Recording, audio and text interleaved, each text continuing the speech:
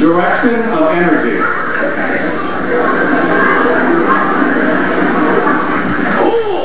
Harmony with the universe.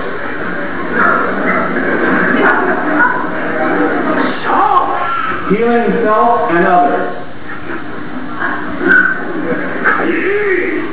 Premonition of danger.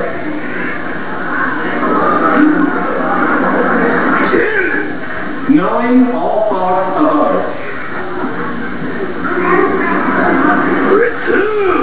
Mastery of time and space.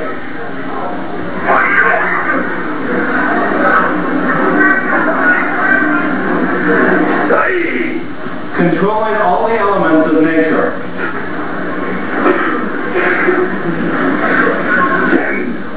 Enlightenment, the 9 levels of power.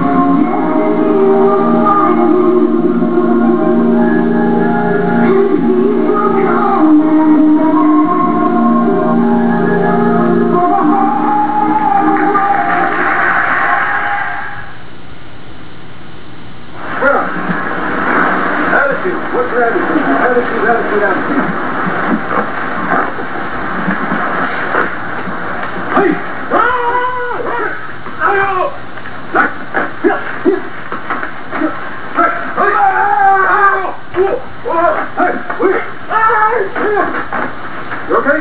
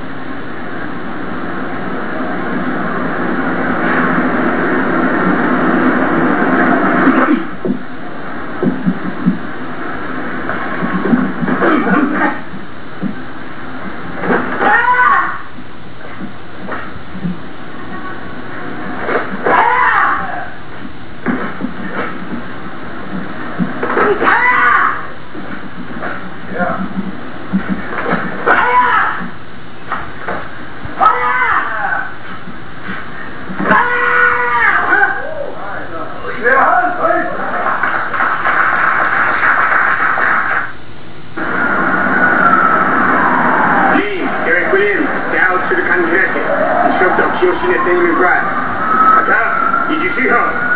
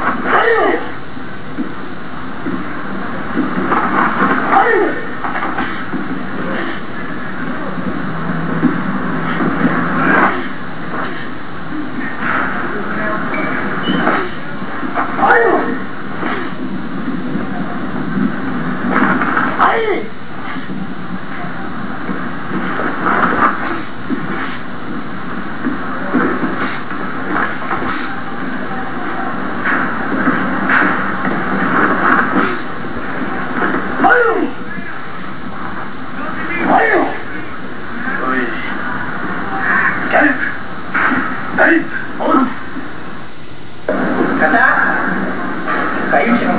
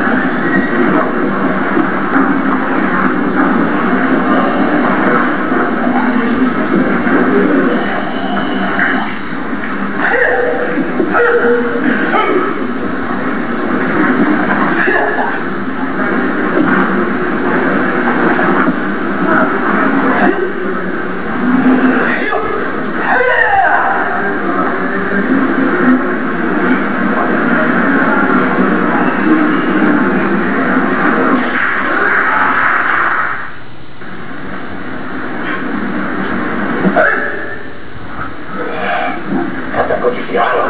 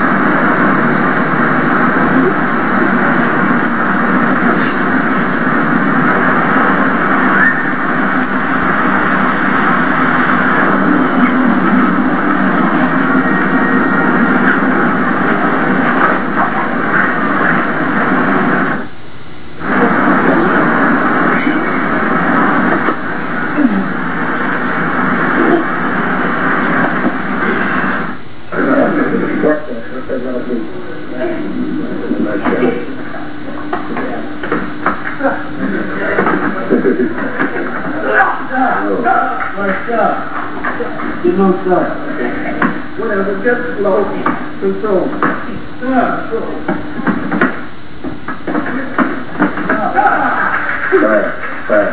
Very fast. Okay, just lift it. Feel it with pressure.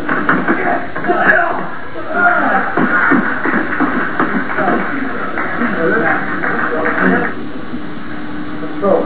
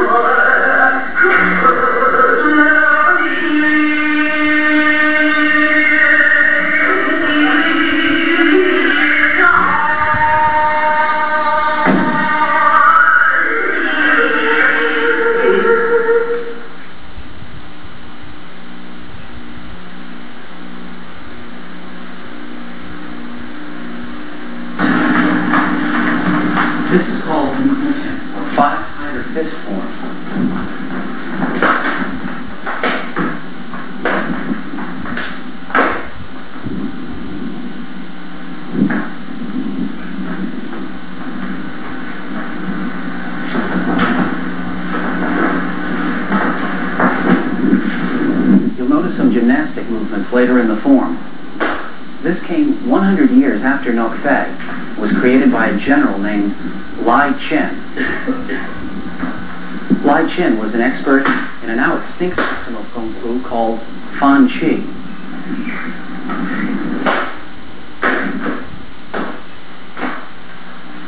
He combined Nok Fei's 108 techniques with his gymnastic Kung Fu, and that's the form, the style that we practice today.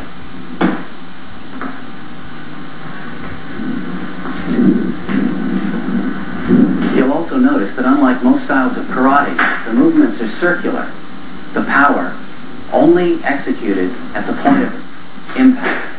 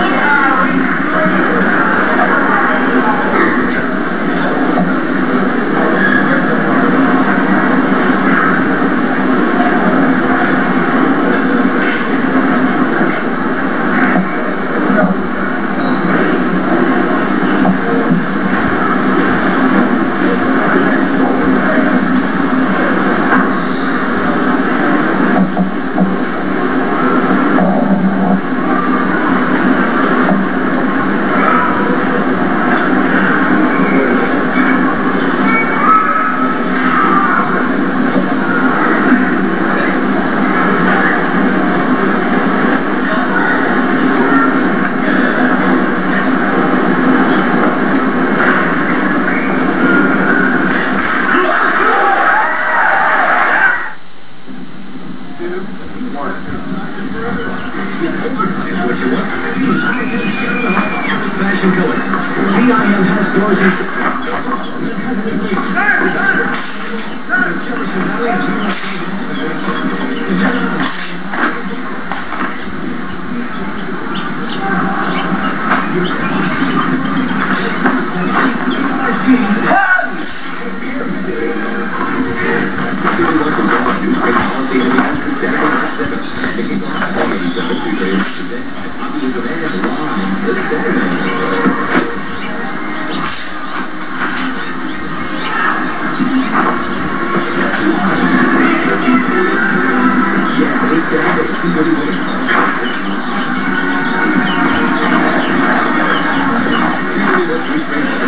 Saturday, March 7th. You must be 21 and over. Admission this and every Saturday is just $7 fine.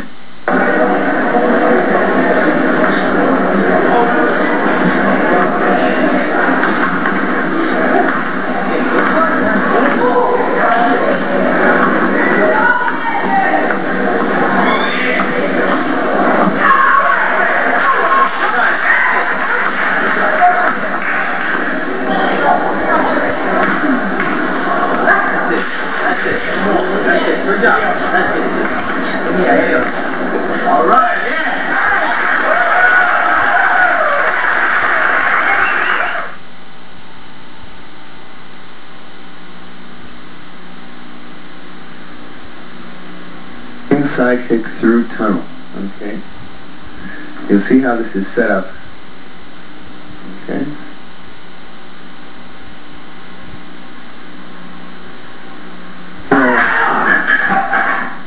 This is what's happening. Let's have a hand for that one.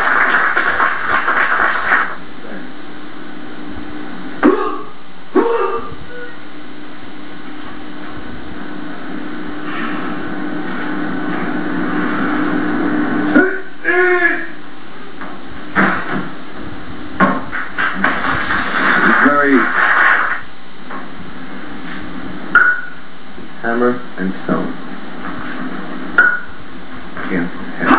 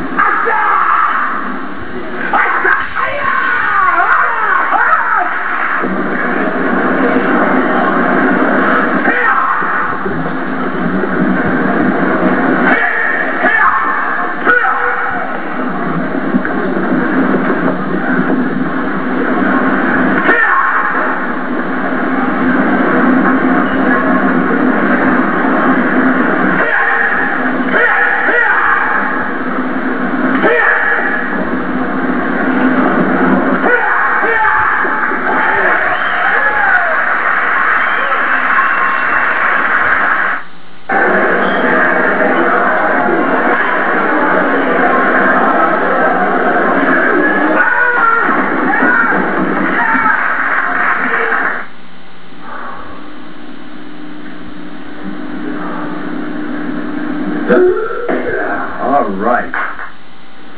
Takes a tremendous amount of concentration and strength to do this, so we'll quiet down in the studio. Okay, Rick Mares, breaking. Okay, now...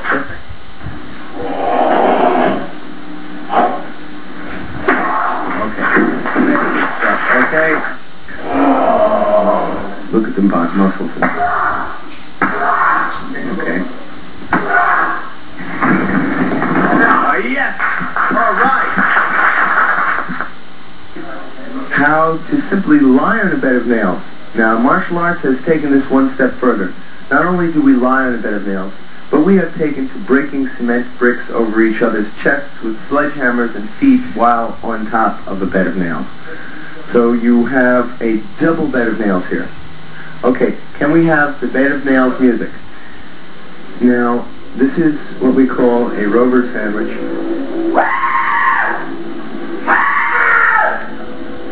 Okay, Master Joe Versace, these nails are razor sharp, okay? Now, William Rover is in there, so if anything goes wrong, then it is William Rover who is at stake. He's a dear friend, as I said, and Joe Versace, as you can see, is no lightweight. And those are concrete blocks, okay? Oh,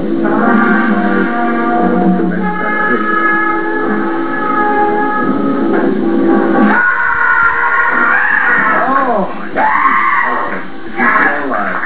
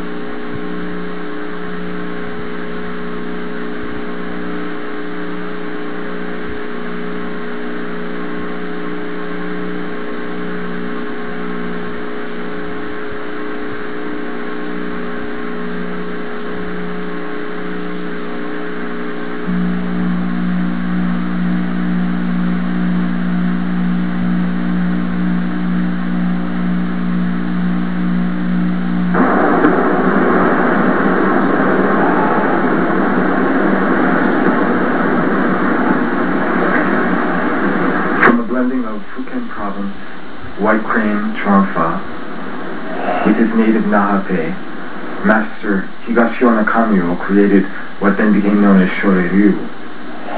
This he taught to many students, most people believing his finest student to be Miyagi Chojun. Miyagi Chojun himself journeyed to China, where he learned internal arts such as white eyebrow style, pakwa, singyi, and blending these with his native Nahate that he learned from Higashiono, he created Goju-ryu. What you are watching right now are portions of all of the kata, Fukyu kata, Kion kata, and Kaishu kata of Goju-ryu. Sparring, Kurunfa,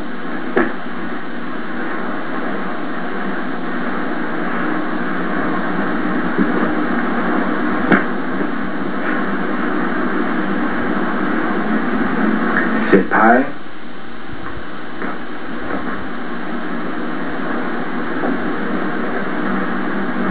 Kurunfa again,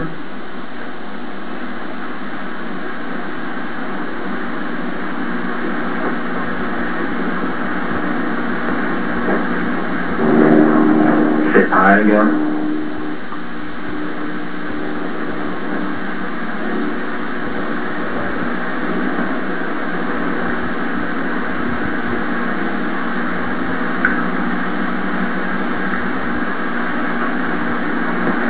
Seisan,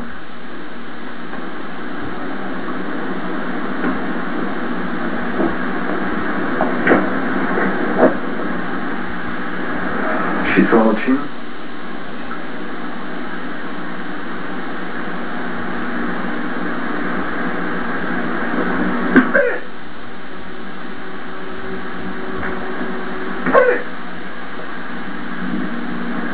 Count-seiru.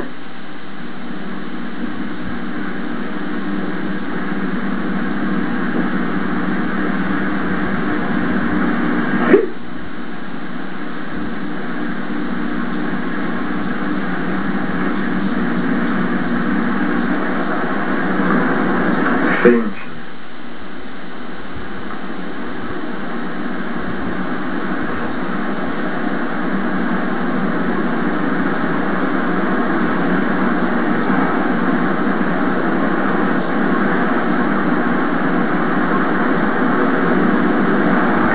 The versions of these forms you are watching are as practiced by Goju-ryu Karate Do Kyokai.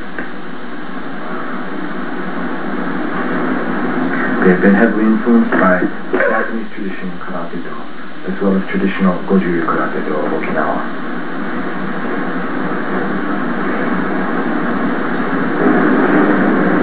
Saifa.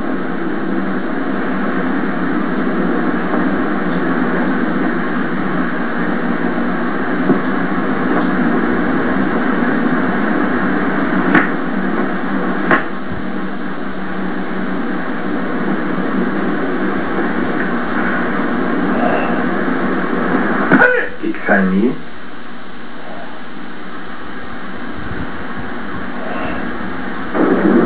Kikisai-ichi. Sanshin and Tensho kata appeared at the beginning.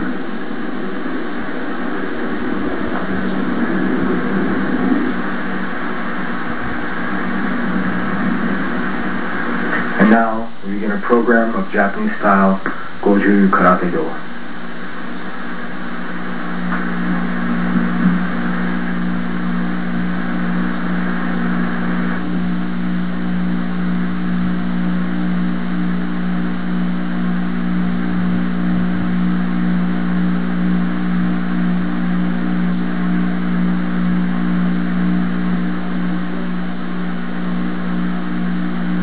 It has been said by many people, prominently Master Izumigawa Kanji, that kata is karate, karate is kata.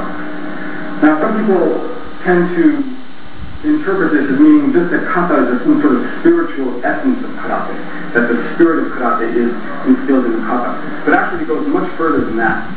The whole style of karate is inside the kata.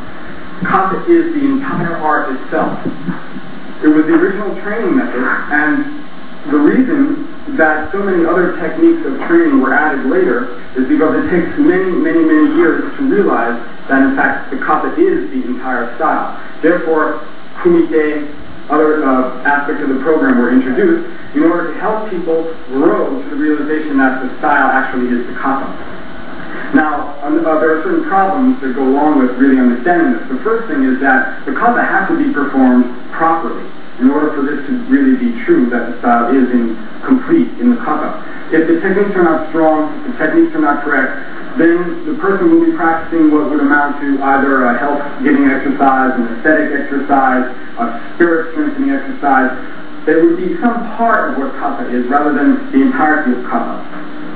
So you might learn all sorts of fancy tricks and techniques from the kata, but if you don't have the strength and the correct knowledge of how to apply the power, you will not actually be doing much of anything. Now, the other problem has to do with the idea of techniques implied in the kata. In Goju-ryu, the kata in general tend to exemplify specific principles. Now, these principles are principles of movement, their strategy, their tactic, and the kata contains an infinite amount of techniques that can be derived once you understand the principles of the movement.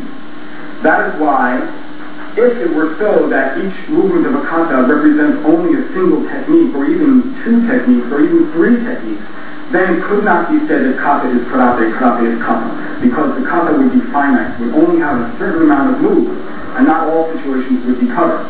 But in fact, once properly understood, all situations are essentially covered within the kata. It's just a question of principles of motion. Now, what we're going to do is we're going to take kata saifa, which exemplifies a specific principle, which is stepping forward, behind, or to the side of an opponent. Now, in general, the opponent will be one who is armed, coming at you with a weapon. This is another point that is not often understood, which is that the karate kata were created to be used against people with weapons. For instance, if you're just trying to deal with a person who has empty hands, why do you have to train 8 hours a day, knocking your hands against wood and thrusting them in sand and doing all of this stuff, just to fight another person who is essentially your equal? What makes you think they're going to be such a super person that just your simple, basic knowledge of fighting wouldn't work? The point is, you have to be more than natural in your fighting ability, because most likely the person will be coming at you with a weapon. Alright, in Kata Saipa, we're going to take first the opening movement, which is done differently depending on your style, your school, but looks something like this.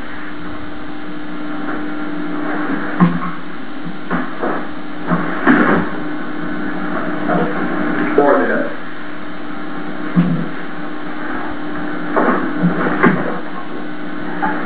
Now this technique is usually described as representing first, the first part of it, stepping up, escaping from a grab. Right, Sergio?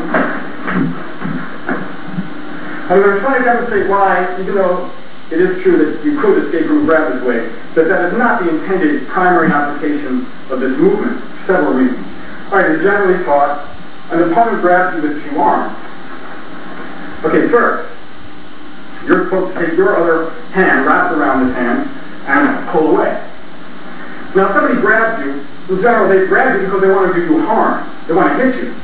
Now, why they should grab you with two hands, while you have this hand free to smash them in the face, which seems a lot simpler than doing this. They grab, you hit them. Okay, maybe they're grabbing you to kick them.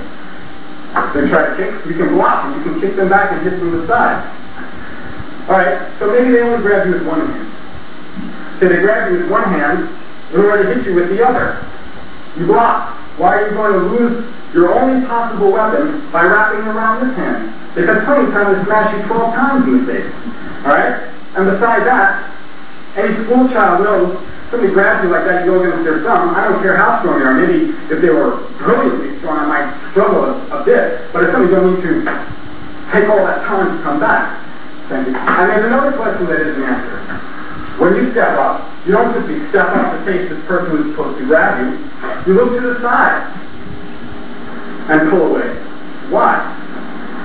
The reason is that this kata, as I said, exemplifies the concept of stepping behind and to the side of an opponent. Now, you could escape from a grab this way. However, if you were going to do that, you'd probably come in and want to do some sort of damage to the person while you were escaping. Or they yank you in, escape, and strike to the rear. But as I say again, it doesn't say why you're looking in this direction instead of at this opponent. Okay? Now, in the bunkai of Kata Saipa, the person comes in first. When we did the opening, as you notice, this hand came up to meet this one. Okay, this represents an initial block. The person continues his attack, steps forward. Again, here's the opponent. He steps in with his initial punch. Now he's coming in this way, deepening the back foot. Step up to his side or behind him. Strike. Step away. So that is why you're looking this way, because that's where your opponent is. Then, this opponent is taken care of. Then there is another opponent coming from this direction who you deal with in that manner. This technique can also represent this. Step in with your initial punch, deepen it, block, control, strike. Alright, but you say, this kata doesn't show this, so it couldn't be there. Again, if we can say that kata is karate, karate is kata, then the technique implied in the kata do not necessarily have to end just because the movement ends in the kata. This is why you must be taught the kata by a teacher rather than simply taught the move. You have to be taught what's behind the kata. Now, the idea that the technique doesn't end necessarily where the movement ends is very apparent in kata seishin. We'll leave Saipa for a moment and go on to seishin. Alright, as you see in the archer's posture, which is generally associated with this type of technique, an overhead strike coming here, blocking, striking to the groin. Again, as some people are aware, you're not going to end there. you're going to continue with the throw. Here is a more graphic representation of that technique. This technique with soruke, the so-called helping block, where you step up, drop, drop back. Again, why do you need help on the block? He steps in, strike, block, strike, that's what it's there for.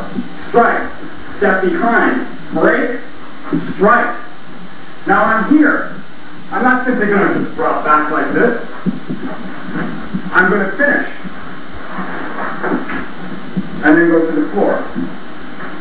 Now you say, in the kata, you don't see 1, 2, and then 3. It's there anyway. It must be there. You're taught the kata, not just the movements of the kata. Getting back to Saipa. There's another movement which causes a great deal of mystery to some people. Following the final strike, you step up, looking in this direction, then look forward, then kick. Alright? Now, this technique is generally interpreted this way. Person comes in with a punch of some sort, and this lifts or else blocks this way either way. Kicks, blocks the kick, return the kick, or to the groin. That's fine, it's a fine technique. But this is an example of where a technique is hidden behind another technique in this way. You see a technique that looks like a typical karate move, it's excellent, nothing wrong with it, and the person watching it is not educated in the kata, assumes that that's what's happening. Whereas the originator of the kata had something else in mind that they consider superior. But it's more difficult to see, and it's below the surface. In this case, again, it represents the principle of kata saipa, stepping behind or to the side of an opponent. Now this move, where you block, and kick, is fine, but it doesn't explain why you're looking first here and then there before you do the kick. The reason is your opponent is not here, but there. Alright, some people say, well, you look here to make sure that the last opponent from this strike is actually done for. You're still watching them. Then when you're sure that they've been taken care of, then you look here and kick. Kata saipa, saipa means to crush and destroy. Every technique, every sequence of techniques in kata saipa, if they're done properly, are supposed to take the person out. When you're finished, the person is out, if you've done the kata. Therefore, what's happening is, this person is out. And this technique represents another attack from the front, with a spear or something of the sort, stepping out of the way. Or stepping even further forward, as sometimes is done in the kata. Stepping out of the way, holding on. Now you have your foot here. You're going to kick. Kansetsu, or if you're here, Ushiro. Again, you say, well, there's no Kansetsu giri. How come we don't do this? You don't have to, because if the person comes in, and you see the block, we're watching him, we lift our foot. Now we look forward and forget all about him. Everyone knows if you block and you haven't done anything toward the opponent, this move is implied. This move is implied. Therefore, this kick covers the implication of this kick and also the other interpretation which we showed you at first, where you actually are dealing with a person there. Plus, balance. Teaches you balance. So getting back to basic kata gekisai. In gekisai we have a very simple, basic seeming move. From this posture, come up, strike. Alright, now, that's usually interpreted something like this. As you see in bunkai, person's foot is out, and sweep, hit. Alright, that's fine. And of course in street fighting, it would be excellent. However, hitting to the side of the head of a monstrously strong opponent who's at least as good a fighter as you may do nothing more than anger them or just stun them for a moment. Okay, if you hit, or happen to be lucky enough to hit here, might do more damage. However, again, hidden technique, an important technique hidden behind a less important technique. Punch comes from here to the face, controlling with the forearm. Even if the person is strong, you have a break, you have a control. Then if you need a kick, you have that too, but you also have this. Alright? Again, this is not in the kata, but it's in the kata. Alright, again, this move contains many conceivable applications. Again, from the bunkai kumite, I have the leg check. Okay? If he goes to kick, check his leg. Okay? Again, that incorporates this idea and strike. Or perhaps that's what it's back. He's holding both arms. Alright? He goes to kick, check, escape, strike.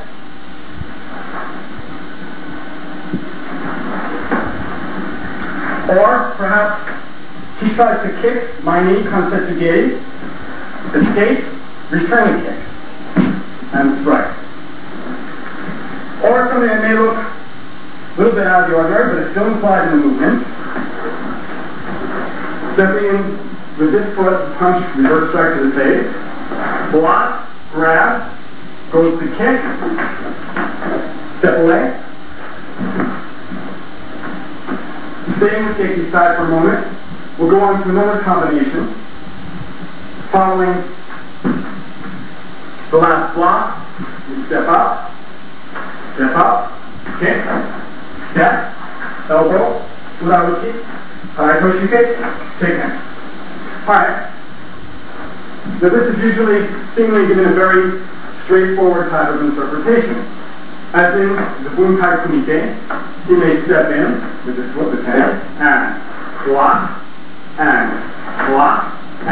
kick. He blocks the kick, he blocks the elbow, he blocks the back fist, he strikes, I block, punch. Fine. Okay, nothing. That's very good. Alright, what about this now? He steps in, punches off this hand, step in, punch down. Block, kick, break, rather than an elbow strike. Break. He tries to punch, block, rather than urauchi. Block and punch. Again, watch. Stay there. The technique, blocking, kicking. The secondary interpretation, step in and punch, block, kick, break, punch, block, punch.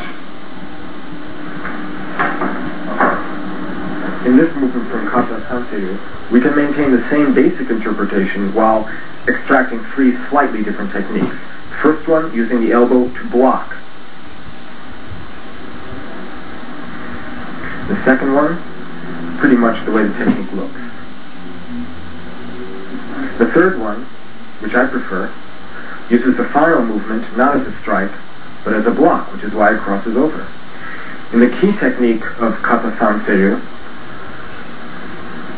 you see the most common understanding of it. But watch this technique. Now as the person steps aside, you see the position. Again. Actual reason I'm doing this is not to tell you, well, this technique means this and this technique means that.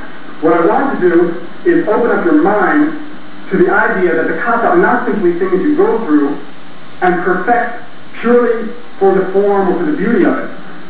Now, that's a very good idea, form and beauty. But what makes the form beautiful a lot has to do with the fact that the form has meaning. Junbi-indo are traditional warming up, loosening, stretching, and strengthening exercises.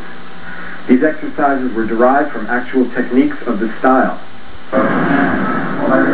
You begin with the toes and the feet, and progress slowly until the last techniques involve the head and the neck.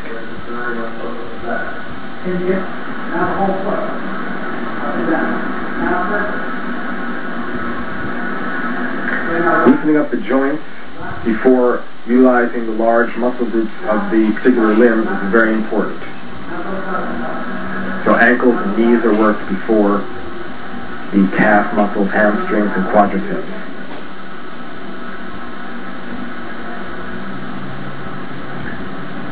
When loosening the thigh and the hip in this manner, do not lean over. Keep the back straight, palms on the knees.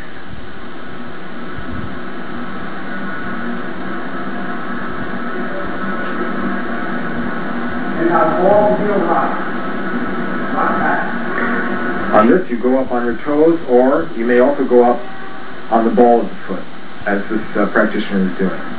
We suggest, however, you try strengthening the toes. This first stretch, keep the foot flat, toes firmly planted. Now emphasize the heel as in sokto-giri. Now swivel the hips, rotate the pelvis, and now toes pointing up toward the ceiling. Keep the hands on the knees. This first stretch forward and back is slow. After several repetitions slowly, you can do it rapidly.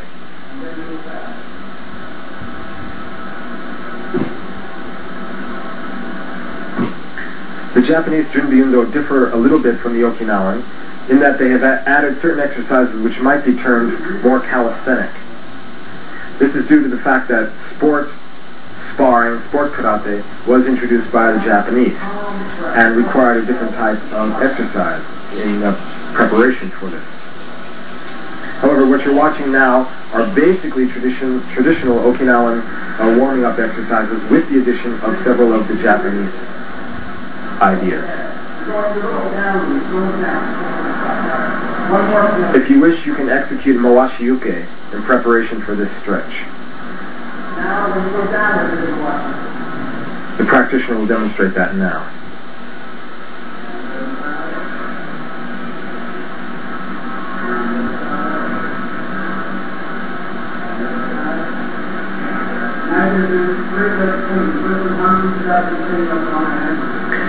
On these straight leg swings, let the first ones be very loose and natural, not trying to get up too high. And the second variation, as high as you can. Actually kicking the palm of your hand.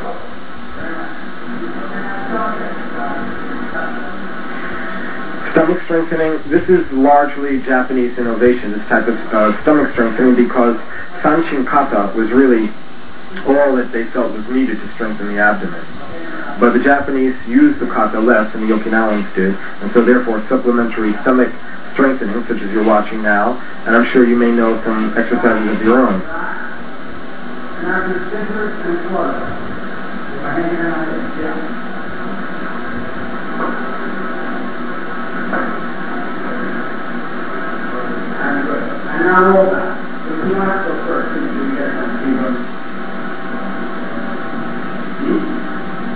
On these rollbacks, we want to have a separate count for each movement. After you've done it this way, very slowly, isolating each movement, you can do them rapidly.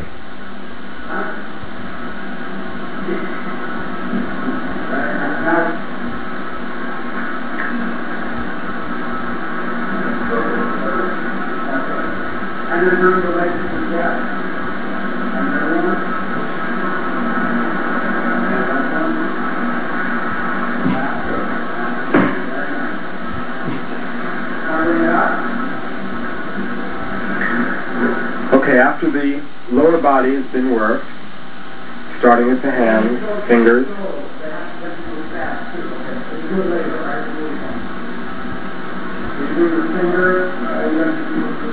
it's important to realize these are not the only exercises that can be done, but these include what are traditionally considered to be the most important. Working the wrist in both directions. As you can see, he's actually executing a wrist lock on himself and training himself to absorb the impact of such a lock. There are some additional wrist exercises.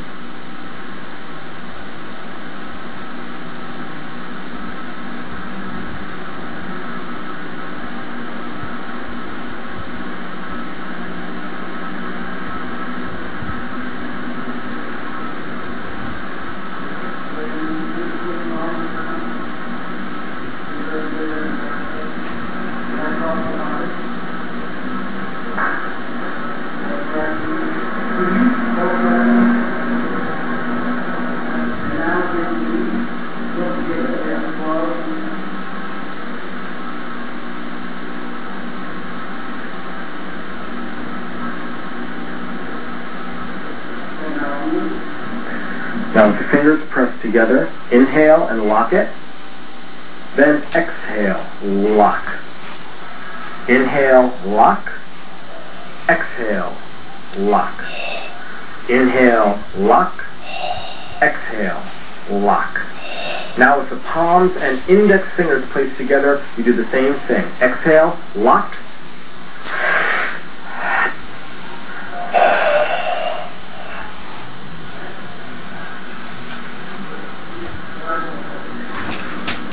Let the hips propel the arms. Very similar to Furyuchi.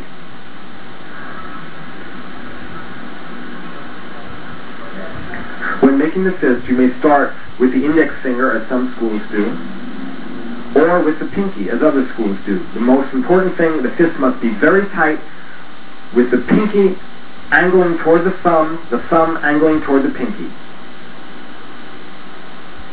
These are traditional Okinawan style Gojuru push-ups. We consider these vastly superior to any other form of push-up, and they're done in several parts. Push forward, but don't go upward, and push back. Now roll upward as in cobra, then push back, heels on the floor. Down, look right, lift the leg pointed and look at it. Left, lift the leg pointed and look at it. Now push forward and then push back as if you're striking. And cobra. These are traditional, more Japanese style karate push-ups with fist or on the fingertips with the legs straddled. These are excellent. And jumping, bringing the knees to the chest. And shoulder stretch. Pressing against your knees, practicing shikodachi at the same time as stretching your shoulders. Make sure to look at your hand over your shoulder.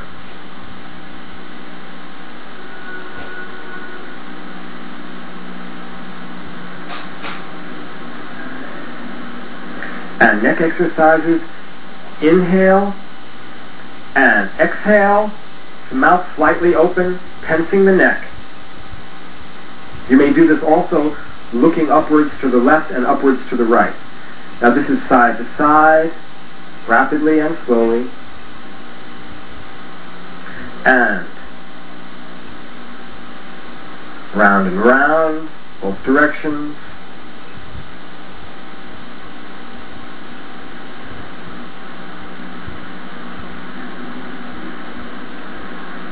And breathing, cleansing.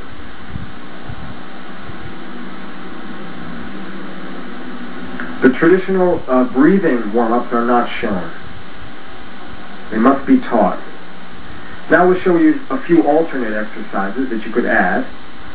Squat thrusts, balancing on one fist, wrist to fist push-ups, down on the wrist, up on the fist. What I call quadricep push-ups, excellent practice for Kata Saifa.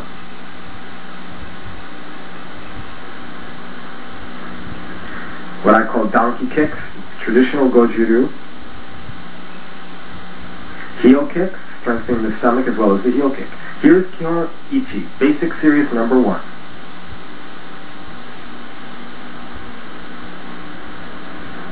Agyuke, upward block.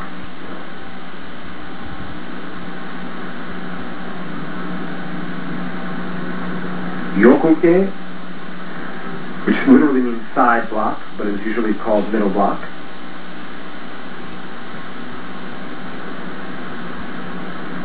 Uchudeuke, inward forearm block.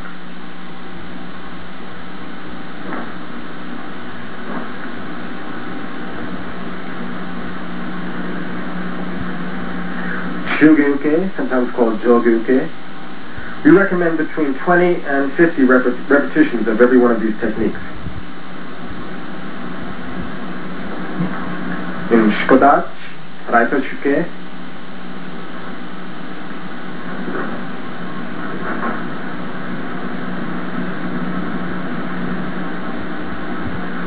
and Tsukikata, striking techniques. First, Seikentsuki, standard karate punch, emphasizing the first 2 knuckles. And from shkodachi, shitazuki, lower strike. This begins by striking with hiraken, then rolling up to seiken. Hiraken are the finger joints.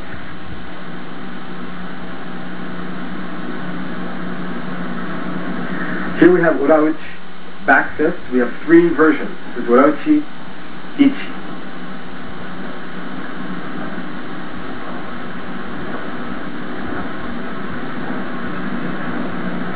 Urauchi ni, make sure not to lock out the elbow.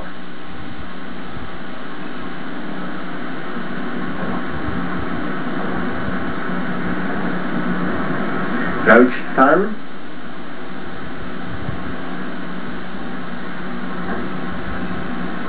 The backward motion must be just as strong as the forward motion. Uchi, shito, uchi, inward sword hand strike. Make sure to keep your little finger pulled away from the strike.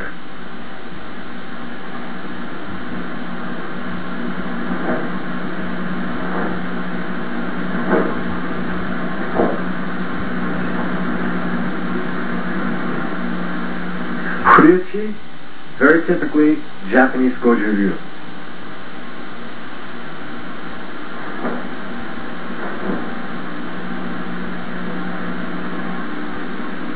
Here are the kicking techniques of Kion series number 1. First, Kogangeri, groin kick, utilizing the instep as the striking area.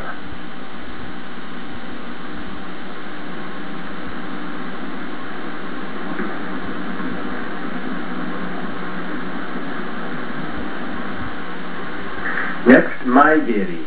Now this may be practiced from Heikodachi, as is most commonly done in this country, but we prefer to practice it actually from Hankutsudachi or Zenkutsudachi, forward bent leg stance, which we'll demonstrate for you here.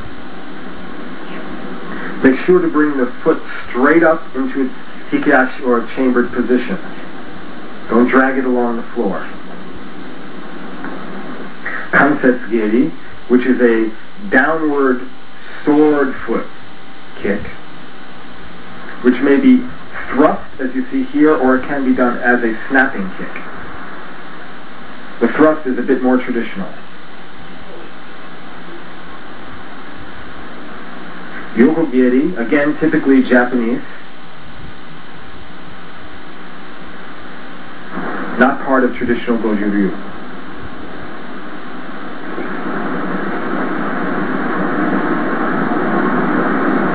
And that was Kyoichi. We will now detail some typical errors in some of these basic techniques. First, the upward drop, agagiri, should not be performed in a lifting fashion. It deflects. It does not lift. Now, yokogiri is often performed in a linear fashion, from side to side like this, instead of rounded, like this. And shugeki, often you'll see beginning students moving their hips from side to side in order to get power. Keep your hips still. In harai koshike, often you'll see people performing this as in the block known as Gegan Barai, which is more of a striking, linear type of motion from the ear, rather than a round motion. Be sure not to end up, by the way, with your arm in a scarecrow position, this way. When these schools have the wrist turned in, or out, or straight, it's okay. Your arm should not be bent. Okay, on to Seiken striking. But most of the errors you'll find will come in this technique. It's as the gold mine errors. First of all, tension. Shoulders raised, either the chambered arm, this arm, or the punching arm. Chambered arm raised, look like this. Punching arm, like this. Sometimes the chamber will drop, which is correct in certain styles, but not in what they do. Must be up. Sometimes people will put all of their concentration into this hand and forget this hand, so it'll look like this. The wrist should be straight, not bent up, not bent down. The chambered wrist, likewise, straight, neither bent up nor bent down. When punching, you must rub your arm along the side of your body rather than burning it out. The fist must turn at a very specific time and it must turn simultaneously. So, don't begin your rotation here. Neither should you bring it in here. The rotation begins when the elbow starts to leave the area of the body. Here. Also notice the rotation of the opposing fist, the fist coming back, starts at the same time. When this elbow reaches the body, it starts to turn. When this one reaches the body, it starts to turn.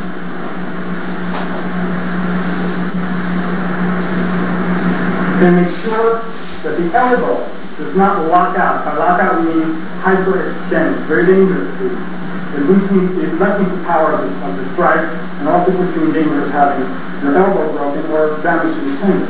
The elbow must have a slight bend to it at all times.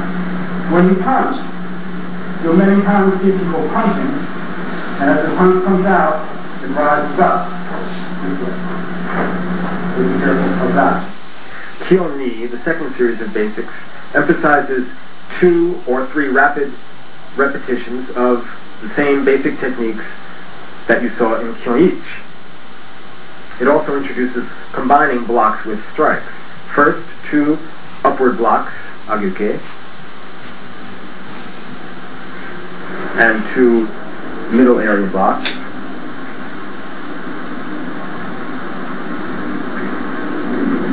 Now combining agyuke and yokuke.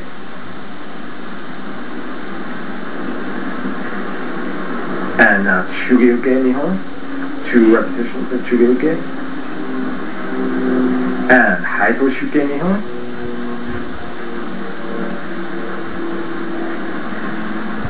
Now, seiken strikes first, doubles, high, middle. And now, 1 high, pause, 2 middle.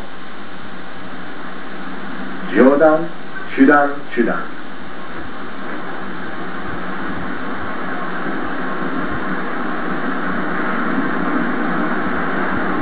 And now, Renzo, combinations, agyuke, chudansuki.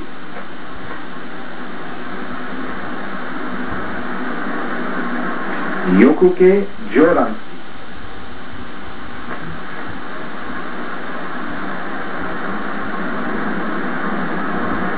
Shugeuke, morotezuki.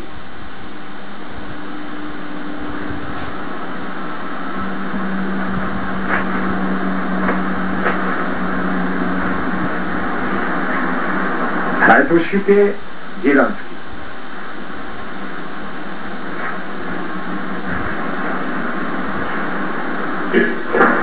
And the kicking techniques are executed with a partner.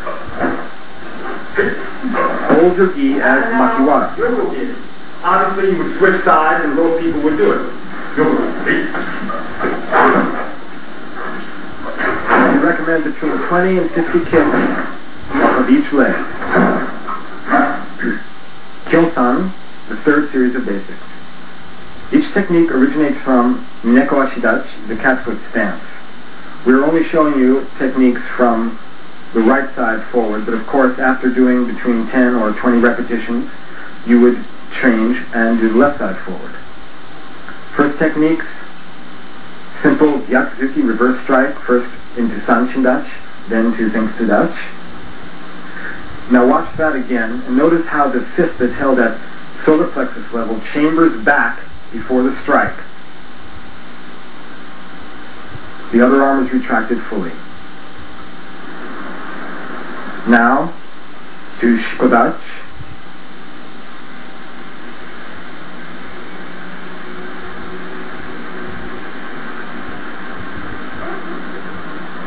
Now combinations of blocking and striking. First, agyuke, gyakuzuki chudan. There's a slight pause after the agyuke. Now stepping forward, shikodachi, and then pivoting into zenkutsudachi for the gyakuzuki.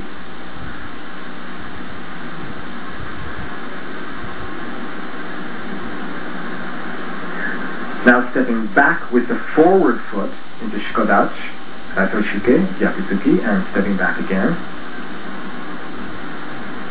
And back to stance.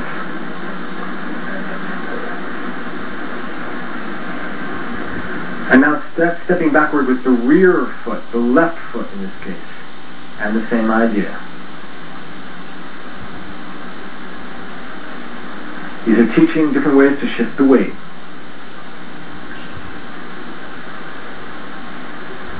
Now we'll show you one or two rapid repetitions just to give you a feeling of how it should look.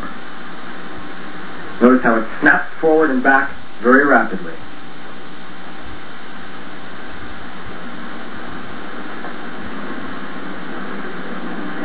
This is very good training for Jiu-Kumite. Kihon Yon, the fourth series, utilizes very traditional techniques designed more for actual combat or self-defense. First, stepping forward with the front foot into a short back stance, Hango Kutsudachi, executing Haraito Shuke with open hand and pivoting into Gyakuzuki. Next, again stepping forward into Hango Kutsudachi, but executing Tsukuyuke, sweeping block, and Haito Uchi, ridge hand strike.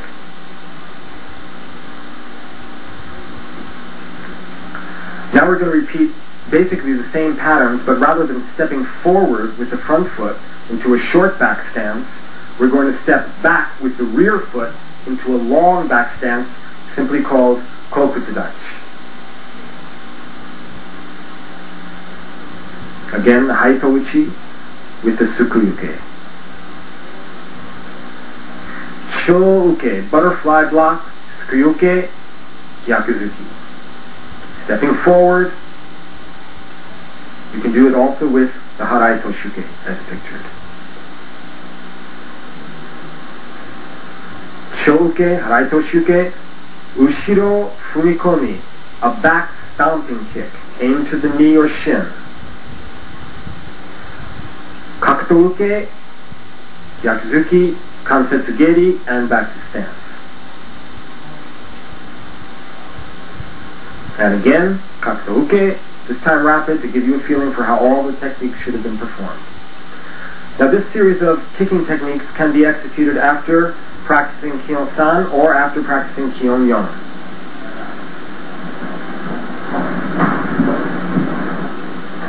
Either the front or the rear foot or both feet can be used. Also, Yoko-geri from either the front or the rear foot can be used. If Yoko-geri is executed from the rear foot, it would most likely be properly termed Mowashi Yoko-geri. Ido means motion, and this portion of the Goju-ryu program begins with Kihon Ido, which is simply executing basic techniques as practiced in Kihon in simple movement patterns. These patterns are linear. Sometimes they contain turns, and most of them can be practiced backward as well as forward, and indeed should be. From Yoi no Kamae, practitioner enters Seikenzuki no Kamae with the left side forward, and the first technique is Sanshindachi, Seikenzuki Jodan, going forward, going backward, Agyuke, and Notte, returning to Yoi no Kamae, and again Seikenzuki no Kamae. Second technique, Zenkutsudachi, Seikenzuki Chudan. And going backward, Yoko-uke.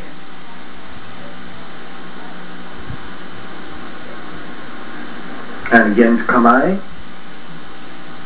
This time, Shikodachi, Seikenzuki. Backward, Haraito Shuke.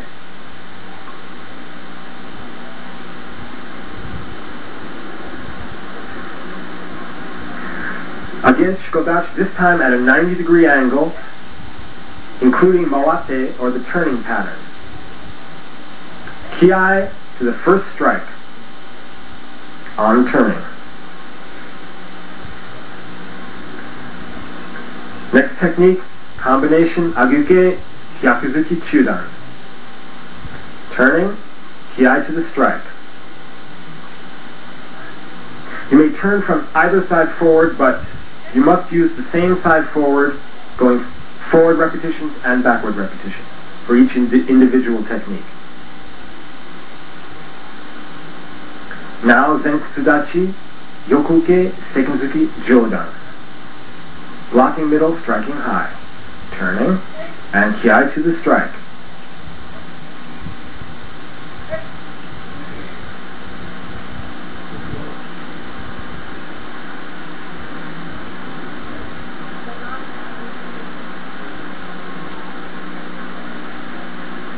Shikodachi, 45 degrees. Raito Shuke, Yakuzuki, turning, Kiai to the strike.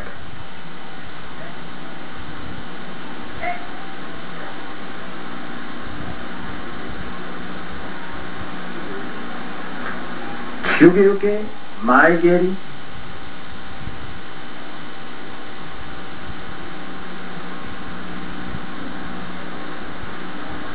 Turn and block the same side forward that you just blocked on the last technique.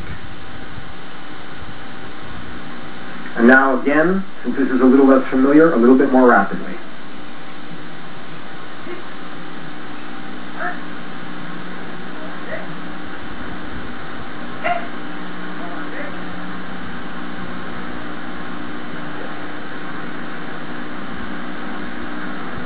From Kamae, Gyatsuki Maegeri.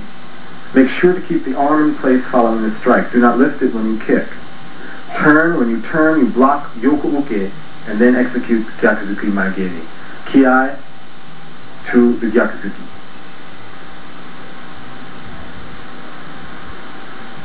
Watch the opening step on this technique. You step forward, executing Kakyuke, Maegeri, Maijiate. But after the first technique, you only bring the rear foot up to form Sanshindachi, rather than actually stepping forward. Watch again. Just bring the rear foot up to form Sanshindachi. Only the first step is taken actually stepping forward. The same thing will apply to the next technique. The first step is stepping forward, the technique Mawashi-uke, then Shikodachi, Mawashi Hijiate Urauchi, Haraito Shuke, and Gyakuzuki. But the succeeding steps only bring the rear foot up to form Sanshindachi.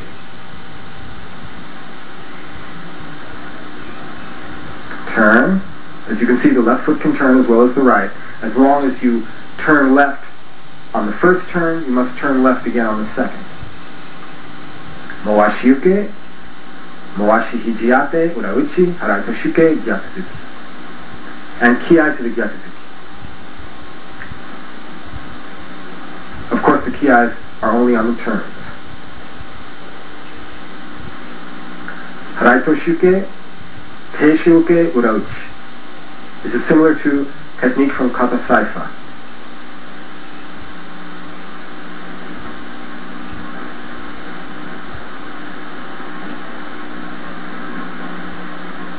Kiai to Urauchi.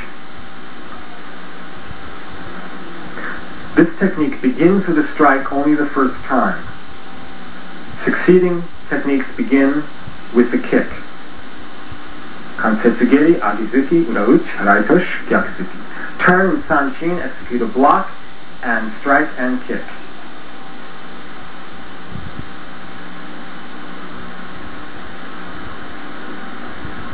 Block, strike, kick, and finish the technique. Kiai to the Gyakuzuki. And that is the final, the 13th technique of Kyonido series number 1. The next portion of the Ido program, Shippon-Ido, which means 4-direction movement. This consists of basic block-strike combinations using basic stances. First, we do each sequence separately. This time, Agyuke, Gyakuzuki Chudan. From Sanshindachi. 4 directions, and then return. And then, of course, you would practice it rapidly.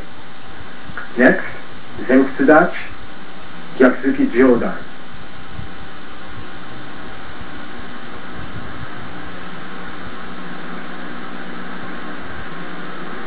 Next technique, Shikodachi, 45 degrees, Haraito Shuke, Gyakuzuki. Notice on the third combination, you only need to move your head. You don't actually need to move your leg at all because you're already at the correct angle. The fourth, a little bit more complicated. Neko ashidachi with a rapid kakyuke, then kick, then the next kakyuke is slow. Rapid, kick, slow with tension. Rapid, kick, slow. Rapid, kick, slow. Now it's strung together without stopping. All 4 techniques.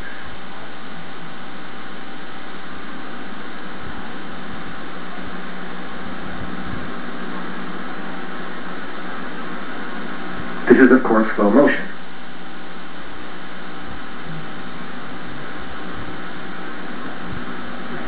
Now watch. Hikiashi, rather than a complete cat stance. Cat stance. Now just hikiashi. The quarter turns are hikiashi only. The half turns are full neko ashidachi. Now we'll just show you a few of the techniques done rapidly just so you get an idea.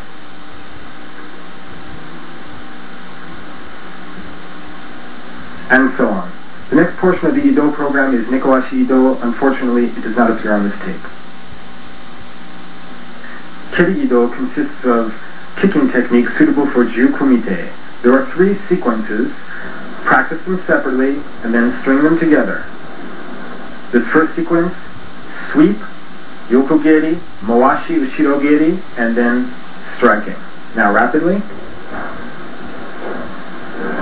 That was a back fist and yakusuki combination.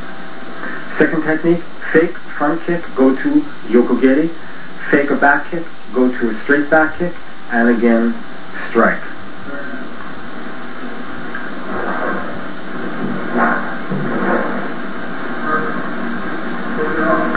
Third technique consists of crescent kick to a spinning crescent, reverse crescent kick, and striking.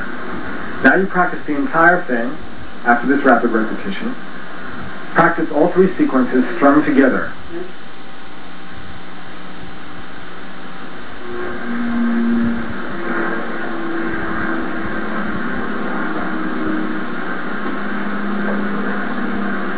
Needless to say, this is for advanced students. Kata, the soul of Karate Do. The first kata of our system are Taikyoku, preparational kata. Taikyoku Jodan ichi.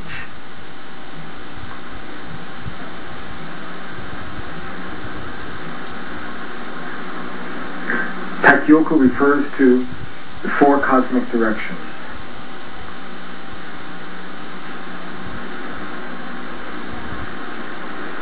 Last technique is executed slowly in Japan. That was Taikyoku Jodan ichi. Now the basic combination of Jodan ni is the same, excepting you strike in Zenkutsudachi instead of Sanshin. Otherwise the kata is exactly the same. Kata Taikyoku Chudan ichi reflects the same pattern. Again, all techniques from Sanshin Dachi, excepting that the block is a middle level block and the strike a middle level strike. Kiai.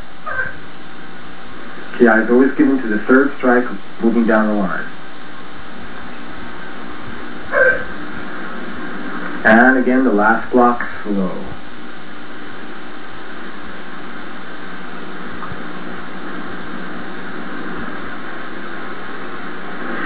This is Taikyoku Chudan ni, basic combination. Blocking in Sanshin, striking in Zenkutsudachi. Now, Kata Taikyoku Geidan ichi.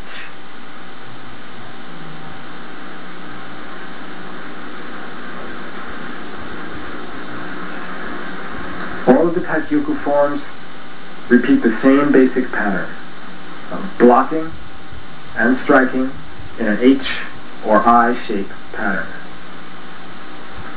The audio is missing from this track, but there is kiai on 3rd strike down the line.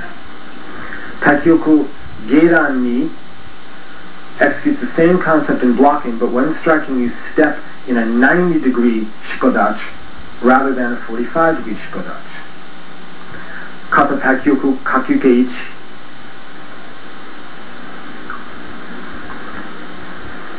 This time the block is slow with tension, kick, and elbow strike are the striking combination.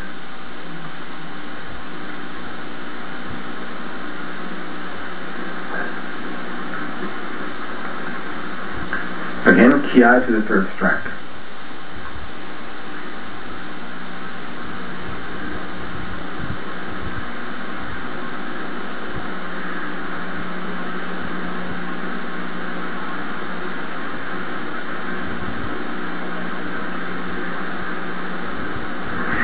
Kata kakyuke ni executes first a slow kakyuke and then step up and step back with kakyuke blocks. Those blocks are a little bit more rapid. Unfortunately, the first part of this kata, the opening break, is missing. Kata moashike ichi. But simply the break is missing. Just the bow and the break. The fundamental portion of the kata is intact. And there's a kiai to that strike.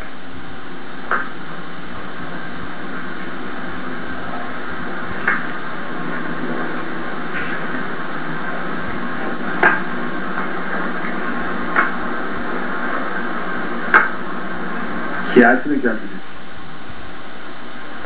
Kata moashike ni executes the same concept as kakyuke ni, blocking slow and then two slightly more rapid blocks with a step up and a step back.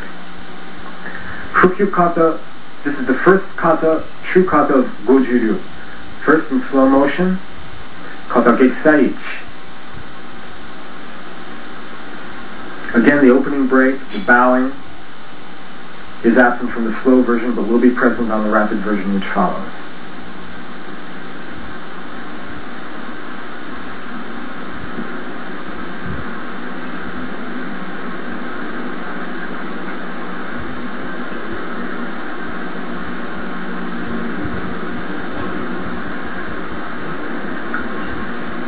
And now, kata gekisaichi.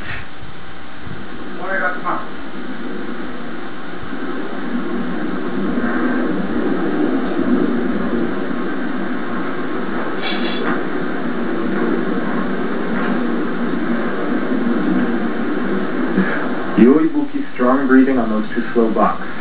Hey! Hey!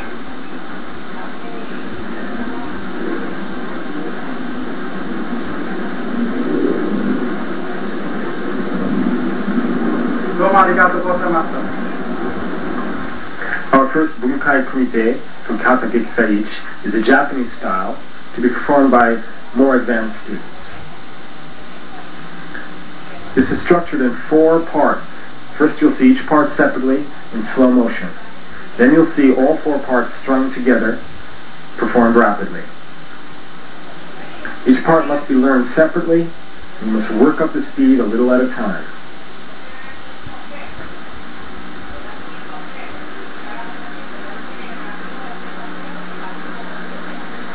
Certain of these techniques must be done with control because they are not blocked and are dangerous. However, the techniques that are blocked should be done with absolutely full power. That is, once you have worked up to that with a partner. You have to go, the senior student must go at the level of the junior in terms of power.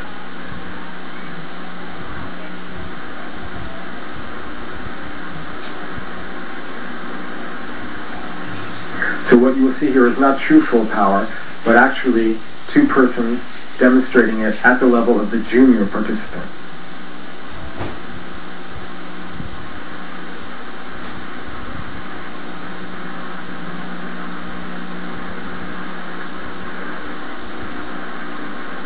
And now rapidly.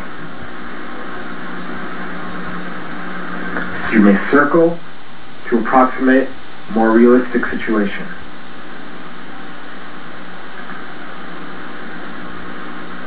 It should almost be as if you were executing Jiu Kumite.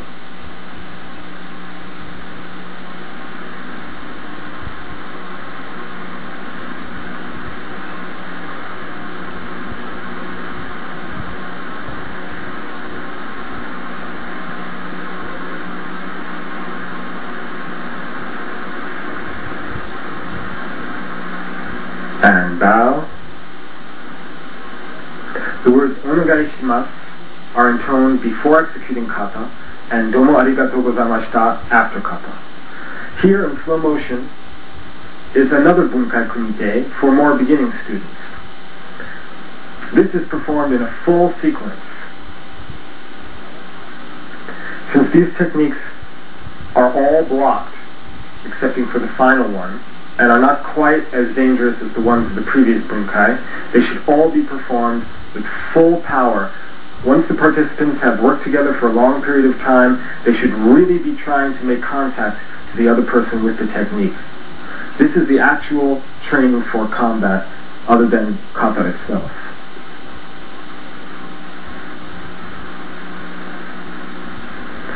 Kata Giksai ni, Miyagi Children's second variation on Giksai. First, slow motion.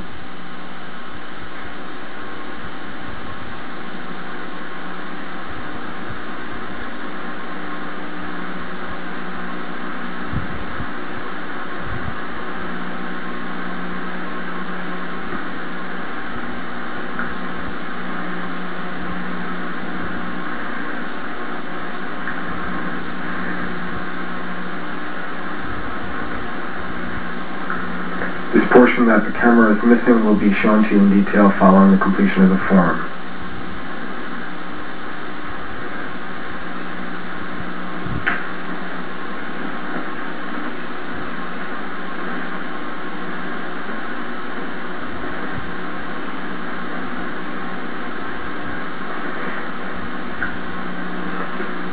Now the part that the camera missed where the performer's back was to the camera,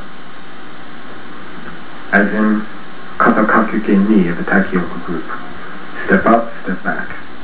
And now, more rapidly, Kata Giksai ni.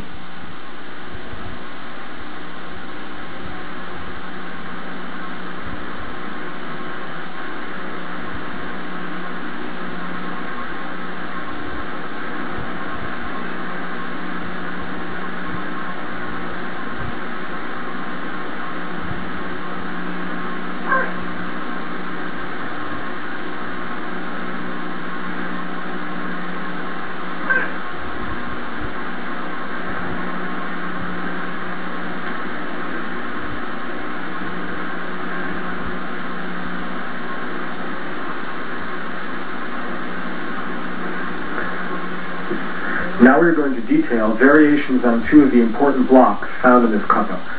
The block Moashuke and the block Kakyuke. First, Moashuke in its Japanese style version, which is quite full. Make sure to emphasize on the lower hand, the palm heel toward the thumb, and on the upper hand, the palm heel toward the pinky. Again, the full Moashuke, common in particular Japanese style. Full.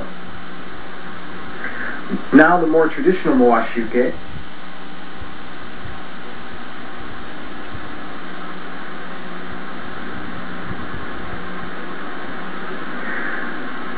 And this one even more traditional still, that moves outward at a 45-degree angle.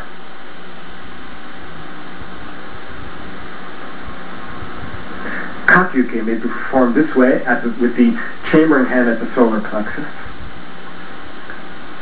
or again with the chambering hand at the solar plexus but including the turn, or, and we prefer this method, with the chambering hand all the way back. Again, without the turn, or with the turn, which is considered somewhat more advanced.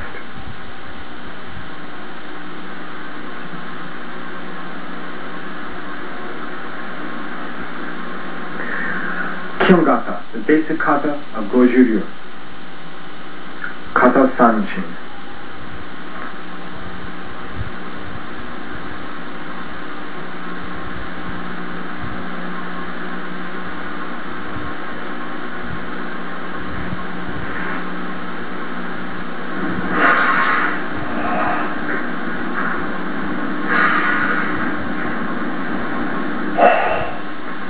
When exhaling, although it seems to be a complete exhale, your body should never be totally without air until the very, very final block.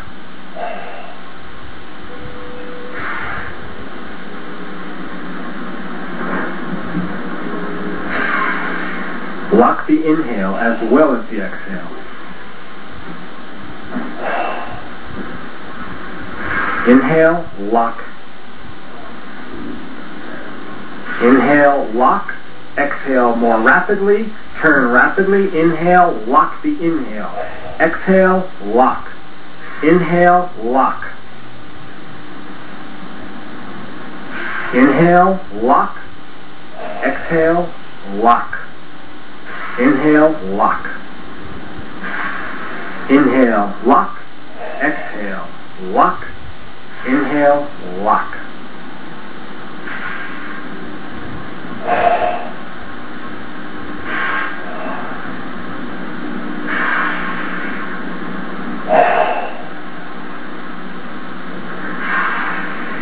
This kata most likely should be performed a bit more slowly than you're seeing right now.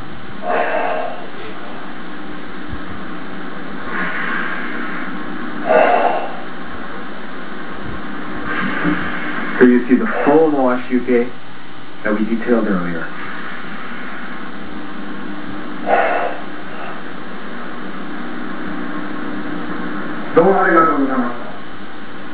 We will now detail errors typically performed in kata sanchin. First, make sure that your toes are not loose. The toes must grip. Secondly, you will often see the rear foot turned outward. Make sure that you line it up along a straight line so that it is straight. Do not use the inner edge of the foot to line it up. Use the outer edge. It may feel as if it's turned in slightly, but it will actually be straight. Again, do not use the inner edge to line it up. Secondly, make sure that the heel of the front foot is on line with the toes of the rear foot. Again, the heel of the front foot should be on line with the toes of the rear foot. Sometimes you will see advanced practitioners with it a little bit forward. That's all right, but do not allow it to be too short of a stance. The tension of the stance is as follows. The feet turn inward, the muscles of the calves and around the knees turn inward, and the muscles of the thighs turn out. The pelvis is turned in. Do not, however, turn the knees in so much that you are knock-kneed. The knees do not protect the groin. The muscles underneath protect the groin. The elbow should be a fist distance from the chest. The wrists should not be bent downward, nor should they be bent upward. You should be straight as seen from the outside of the arm, or as some styles have it, from the inside. Wrists must be straight, not bent down. The elbow should not be too far in or too far out. The fist must be tight. That is an extremely important point which is often neglected. The shoulders should be relaxed, the fists on line with the shoulders. Do not tense the shoulders when blocking or striking. Shoulders should be down. When you execute yoko uke, do not bring the arm all the way in, bending the wrist. The arm does not come in and out. Simply bring the elbow in and down, and the block will happen by itself. Remember that you're inhaling on the block. Inhaling on the block. Keep the chin tucked, and the posture is as such. Do not push the pelvis forward, curving the spine. The whole point of sanchin is to keep the spine straight. The chin must not be thrust out. Do not curve the spine that way. As you see now, the back is straight.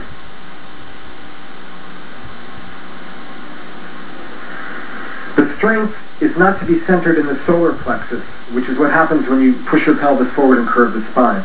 The strength is to be centered below the navel. Imagine that the breath travels through the nose, around the head, down the spine, circles around the lower abdomen.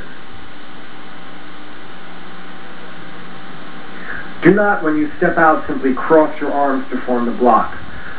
Reach out. Now, some of you may have seen that my fist, in executing this kata, did not come inward as when usually practicing seiken strike, and it may have had a slight extra rotation to it. In other words, it did not end as we usually end in practicing basic punching in karate-do. The kata sanchin has a slight extra rotation of the strike. This is because you want to emphasize the first knuckle in striking rather than simply evenly emphasizing seiken, which is the first two knuckles. Now the second kyongata, Tensho.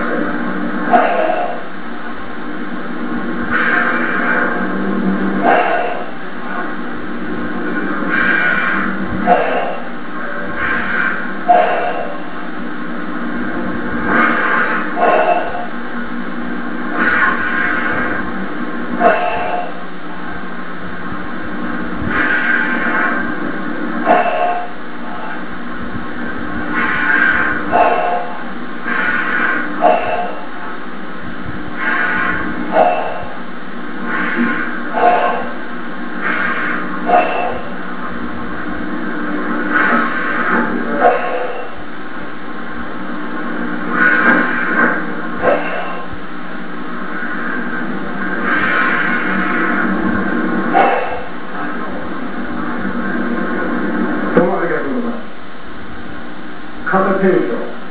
Okay, what are the things about this form? Okay, the first two techniques after the double block contain inhale. So, inhale, lock it. Inhale, inhale, exhale, fully. Inhale, lock, exhale, fully. Inhale, don't lock, exhale. Inhale, don't lock, exhale. Inhale, lock. Inhale, inhale, exhale, lock. Inhale, lock, exhale. Inhale, don't lock, exhale. Inhale, don't lock, exhale. Inhale, lock. Inhale, inhale, exhale, lock. Inhale, lock, exhale, lock. Inhale, don't lock, exhale, lock. Inhale, don't lock, exhale, lock. Inhale, don't lock, exhale, lock. Don't lock, lock. Don't lock, lock. Inhale, lock, exhale. Inhale, lock, exhale, and in tenshou and gekisai, the two forms in our style that step up to finish rather than back. Back foot steps up, and kata tenshou. Kaishugata are the advanced open hand forms of Goju-ryu. The first to be taught is Kata Saifa, which you're watching now in slow motion. Miyagi Chojun most likely is the originator of this form.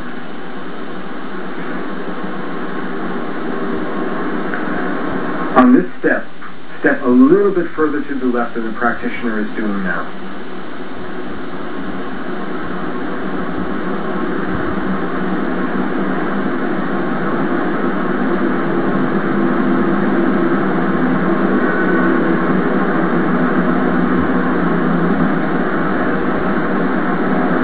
This stance is Rei no Jidachi.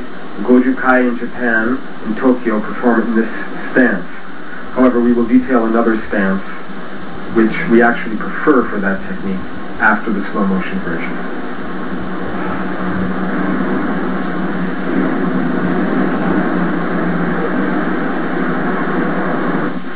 And now Kata Saifa rapidly.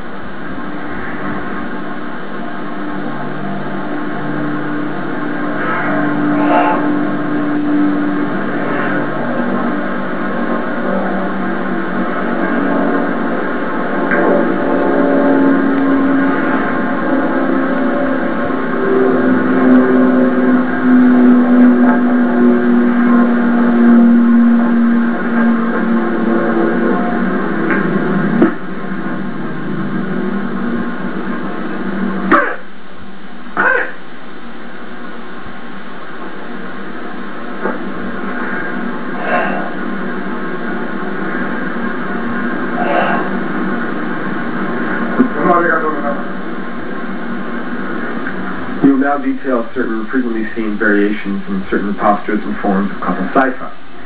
First, the opening technique. Sometimes the fist is held horizontally, although we prefer it to be vertical. Sometimes the fist is wrapped around. This is the most traditional way. Sometimes it is not.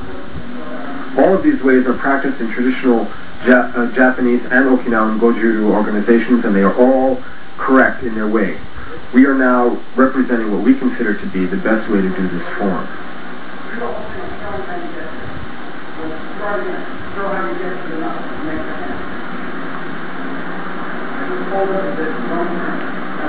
Notice the position of the fingers and the thumb. When you come across, the hand loosens and then grips.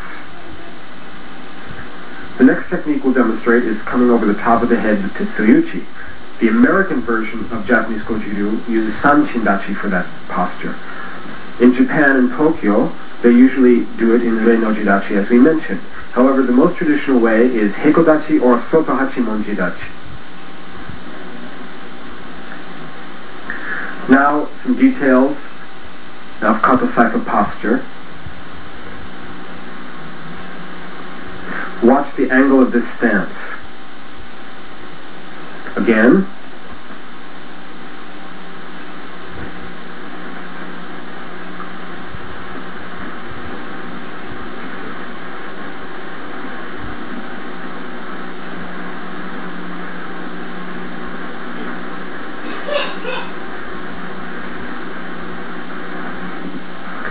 Here's the bunkai kumite in a Japanese version for Kata Saifa.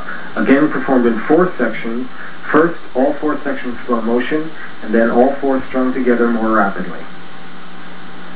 Again, you must build up speed, and senior goes at the rate of speed and the level of power available to the junior partner.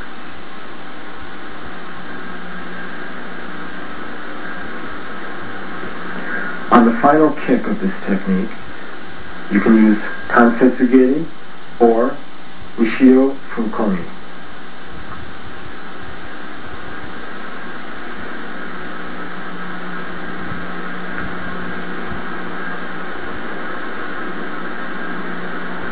Those are nakadaka ippon-ken strikes.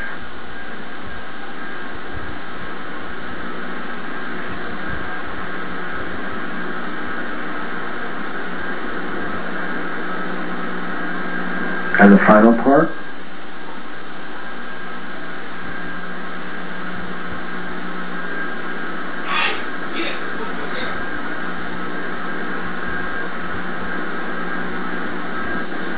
careful with that move. And you may end with kikomi, or you can end with a punch. Now the whole bunkai executed more rapidly. Again, you may circle to start, to wait for an opening, and when it's time to strike, the attacker strikes.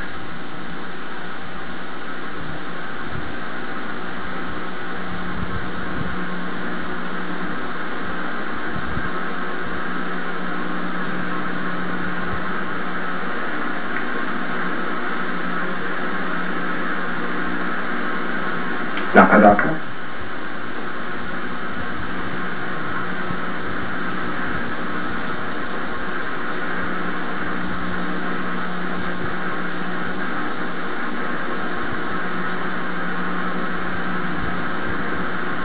Always return to Kamae.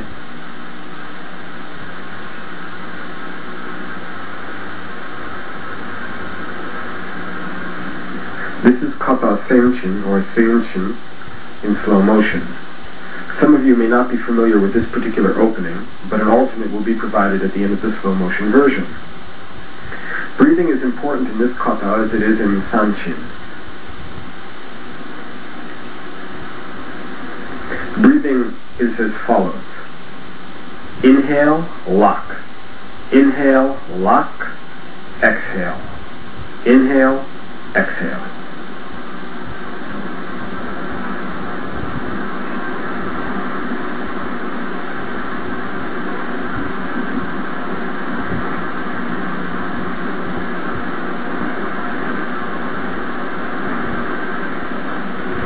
Haryuke, archer's position.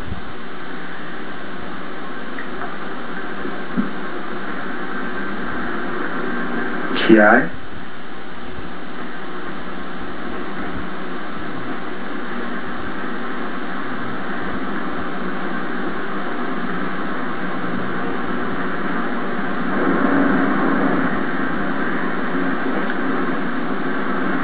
There's an optional kiai.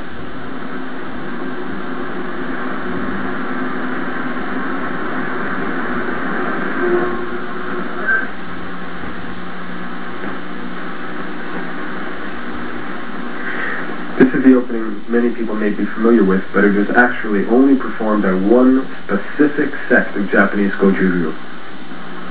And now Kata Senchin.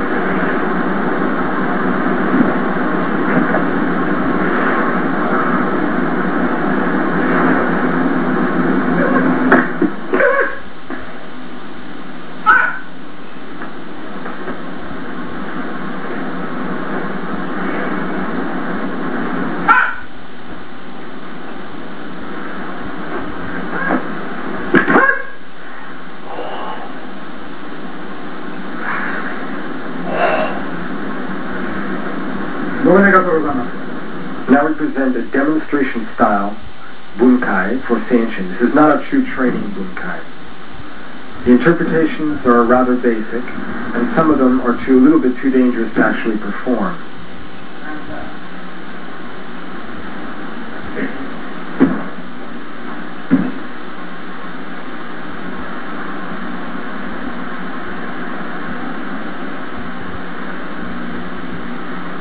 And now a little bit more rapidly.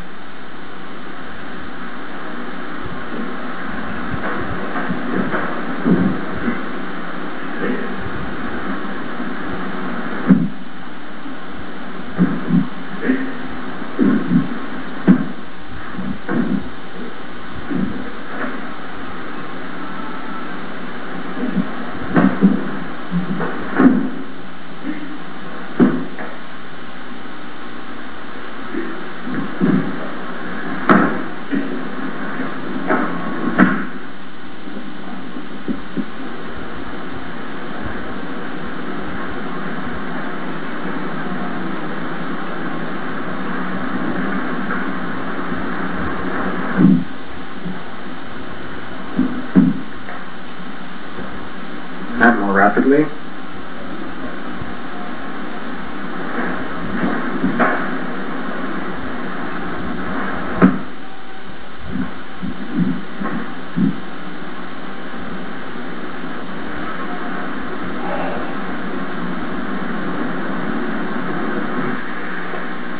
And now Kata Sansei.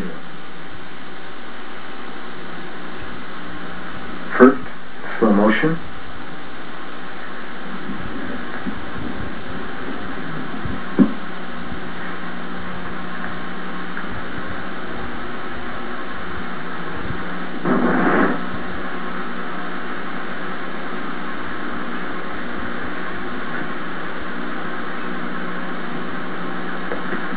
Some of you may not be familiar with this posture, but again we will show you certain variations at the end.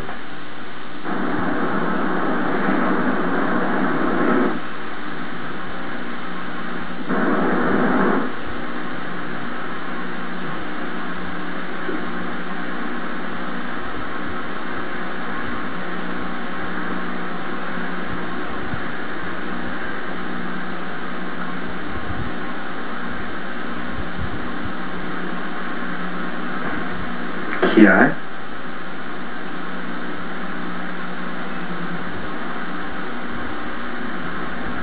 Kiai. Inu no kamae. Now many of you may be more familiar with this form, opening in a slightly different posture. Kroku tsudachi, like this. And then with a simple X block. However, the way we demonstrated to you is more traditional, and that's why we're performing it in that manner. Also, the first kick can be performed as a double jump kick, with the first one being a fake and the second one being a strong kick.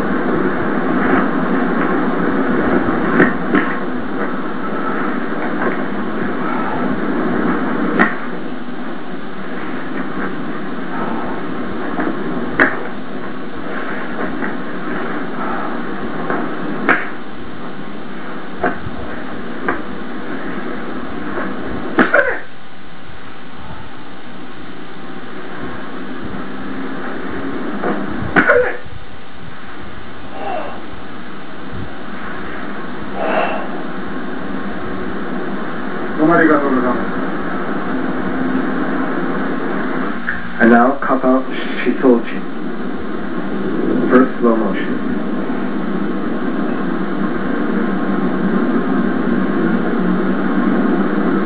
If this kata is being taught at an early stage after Sansei the opening thrusts can be slow. If it's taught at a later stage, after Seisan, then the opening thrust should be rapid, which we will demonstrate following a slow motion version.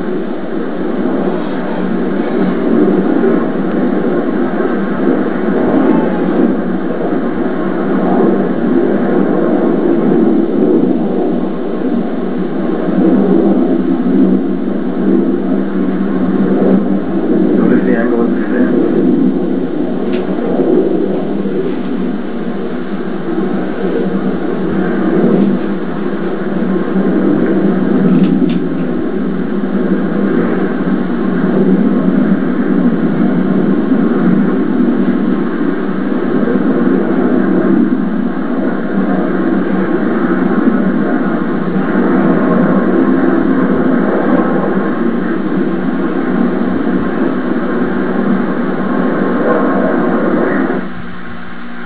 Here we demonstrate the rapid execution of the opening thrusts.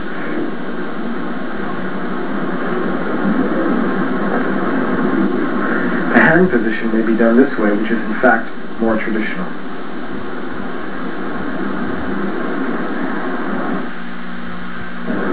And now Kata Shisochi.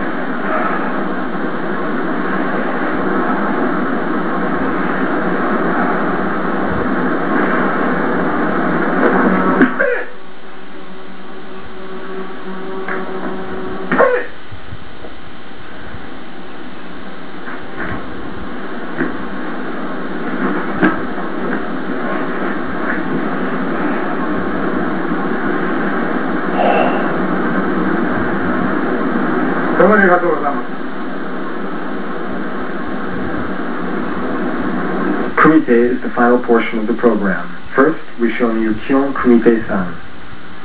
This is executed in continuous motion until the instructor calls to stop. This could go on for as long as you wish.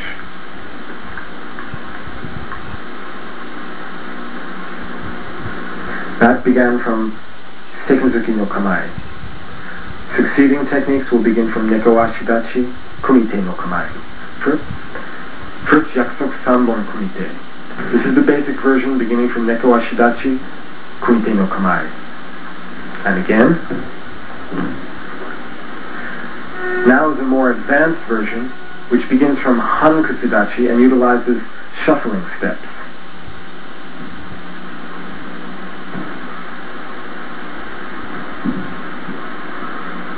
And again.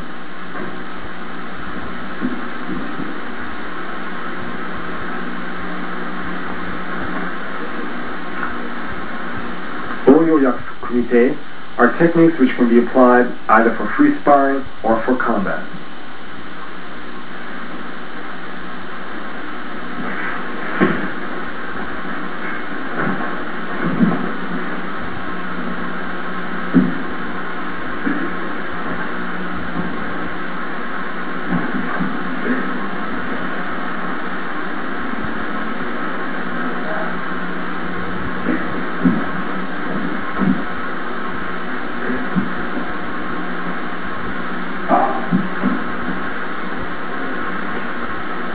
More Oyo Yakusoku Kumite.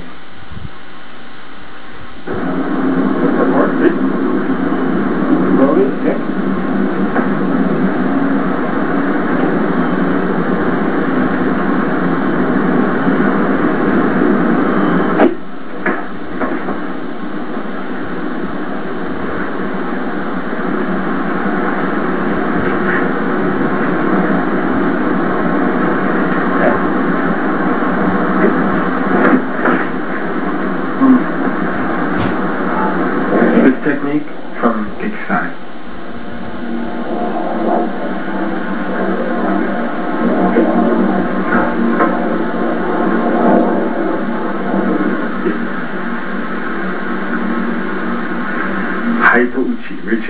side of the head.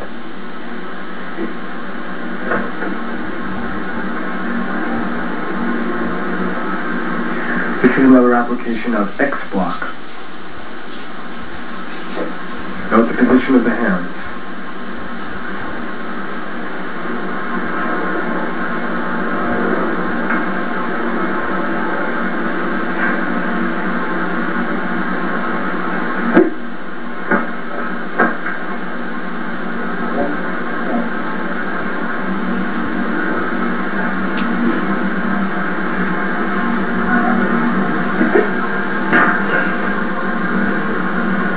Now you will see a softer version of that same technique. Exactly the same technique using softer stances, softer hand formations.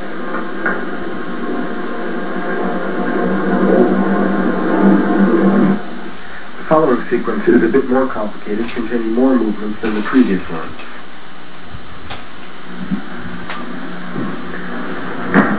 Also, the initial attacker lands the last blow.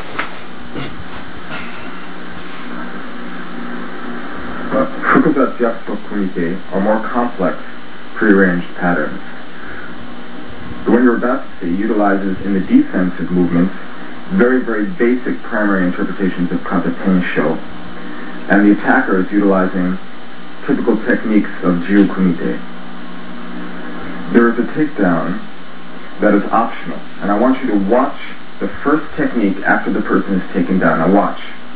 Alright, the person on the floor, the practitioner, should have swept aside that downward stomping groin kick with the sole of her foot.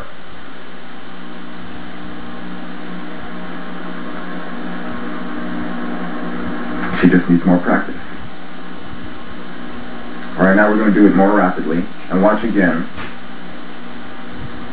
The takedown is for advanced students only, otherwise it should end there.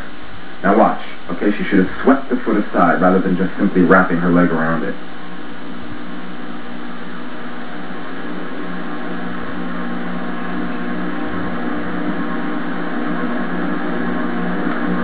The next technique is a black belt, Yakuso Kumite, and it contains more advanced techniques of Kata Tensho,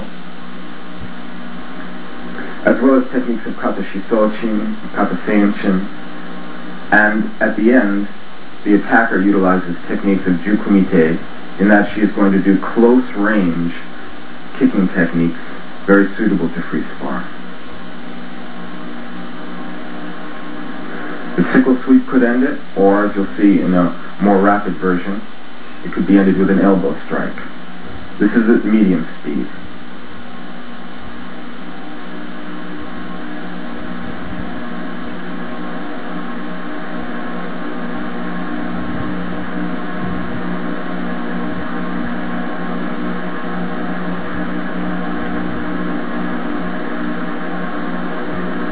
And now more rapidly.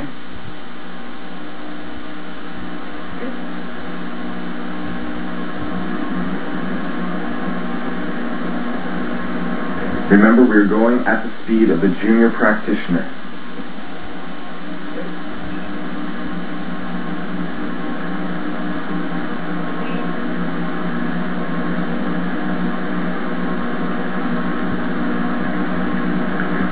And now, since I've been told that this tape might be a little too academic,